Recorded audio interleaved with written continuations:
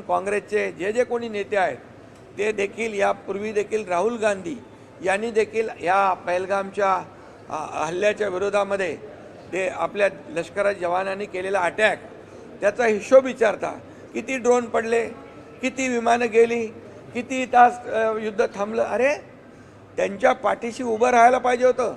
काँग्रेसच्या जमान्यामध्ये कधी असं झालं नाही. पी चिदंबरम यांनी सांगितलं की त्यावेळेस त्यांच्यावर दबाव होता. कोणाचा दबाव होता? हे देशभक्ती नाही, देशद्रोह आहे की आपल्या इथे मुंबईमध्ये साखळी बॉम्ब होत आहेत, 26/11चा हल्ला होतोय, त्यावेळेस अशा प्रकारचं सडेतोड उत्तर त्या तत्कालीन काँग्रेसच्या सरकारने दिल्लीच्या घ्यायला पाहिजे होतं. पण दुर्दैवाने त्यांनी त्यावेळेस ते धोरण घेतलं नाही. त्यावेळेस देखील मतांचं राजकारण केलं आणि म्हणून मी त्यांचा निषेध करतो, जाहीर निषेध करतो.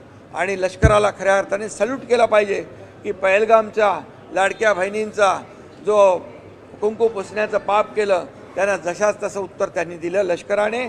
आणि प्रधानमंत्री महोदय नरेंद्र मोदीजी यांचंही अभिनंदन करतो. त्यांनी म्हटलं की या ठिकाणी खून और पाणी एक साथ नहीं बहेगा. याला म्हणतात देशभक्ती, याला म्हणतात राष्ट्रभक्ती. आणि काँग्रेसने अशा प्रकारचं वक्तव्य केलं तर त्यांची कबर या देशातली जनता खोदल्याशिवाय राहणार नाही.